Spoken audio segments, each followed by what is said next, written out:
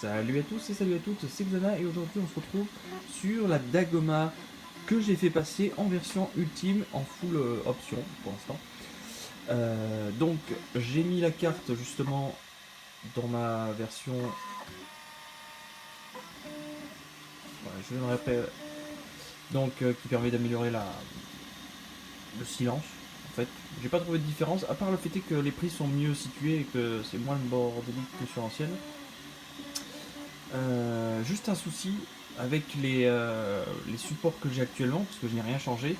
Je suis obligé de surélever l'avant parce que les câbles se font écraser entre la carte et tout ça, et ça plie la carte. Donc je suis obligé de surélever l'avant. Je pense que je vais devoir refaire les fixations sur les côtés. Et aussi, normalement, il y a des fixations qui permettent de poser des plaques pour cacher justement la carte et les câblages. Mais malheureusement, comme je suis toujours sur l'ancienne, je n'ai pas les fixations pour. Ça, c'est un petit défaut, en fait, il faut tout réimprimer. Autre détail, donc vous voyez que la machine fait des arrêts, donc ce câble sort et ce câble rentre, en fait c'est pour le changement des couleurs. Mais juste avant de changer, vous voyez un petit truc apparaître derrière, donc cette espèce de L, qui est en réalité, on va dire, la zone de nettoyage. C'est-à-dire qu'il reste toujours un peu de couleur dans le fond de la buse, et du coup il en profite pour le nettoyer dans ce truc. Et ensuite, comme vous le remarquez, donc, du vert et du bleu, donc ils sont imprimés vraiment en parallèle, donc l'un à côté de l'autre. Avant, vous pouvez faire que, comme vous avez l'exemple là, bleu, vert et bleu. Maintenant, on peut aussi le mettre sur les côtés et faire des petits détails.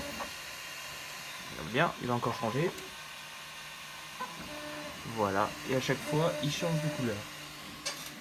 Sur le logiciel, d'ailleurs, on peut remarquer que déjà à l'arrière, il y a 1 et 2. Voilà. Et que si je mets l'autre, c'est hyper lent. J'ai une super carte graphique et des bonnes rames, et pourtant, vous voyez, je fais limite planter le logiciel. Donc vous voyez, ça c'est vos deux objets. Donc c'est imprimé. Il suffit de faire assembler. Et là, vous voyez, voilà, j'ai un seul objet. Donc en gros, je suis en train d'imprimer en bleu, donc ce que vous voyez en bleu, et le vert, ce qui est au milieu. Alors pourquoi c'est en bleu et en jaune? En fait, dans les paramètres là, vous avez les couleurs. Comme généralement le 1 c'est le bleu, moi je laisse comme ça. Sinon le deuxième c'est le vert, et du coup ça fera... Tac, voilà, comme ça il sera. Mais je préfère, c'est juste pour, voilà, pour le format.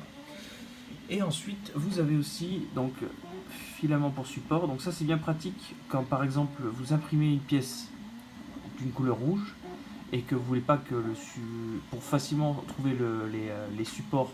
Vous savez, les supports c'est les machins qui apparaissent. Voilà, c'est ces trucs que vous voyez là. On voit exactement ici ce genre de pièces là. Vous voyez. Ça, ce sont des supports. Donc ça, généralement, vous pouvez l'imprimer d'une autre couleur. Ça permet justement de les démonter facilement. Ça, c'est bien. Alors que d'origine, pour changer la couleur, il suffisait de cliquer là et de sélectionner les couleurs. À part ça, voilà. Il y a le petit bouton clic droit pour justement séparer et assembler les objets, ce qui est plutôt pratique.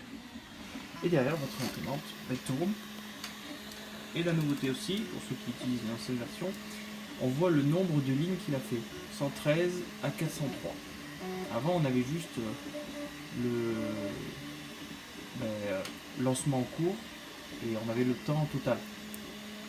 Maintenant, et en plus, ils ont retiré la plaque chauffante. Là, pour les écran. Mais voilà, j'espère que cette vidéo vous aura plu et vous aura présenté le double extrudeur. Et hop. Donc là, bien sûr, comme il y a du vert et du bleu constamment collés, il va faire plein d'allers-retours. On a l'impression que c'est moche parce que c'est du vert bleu. Donc le L, vous inquiétez pas si vous le voyez, moi je pense que c'est ça, j'ai quand même contacté le support au cas où. Mais la petite barre en fait que vous avez là, c'est justement pour les couleurs. Comme en fait la statuette, regardez, la statuette qu'on a un bouclier et une main de l'autre côté en plein milieu d'un socle vert, vous voyez, le problème de tout ça, c'est que pour pas que ça fasse des lignes un peu verdâtres, sombres et tout ça, mais la machine a tout simplement créé derrière, voilà, un truc comme ça. Donc on voit que ça monte quand même tout le long. Vous voyez. Donc finalement vous aurez un L qui va de jusqu'en haut jusqu'en bas.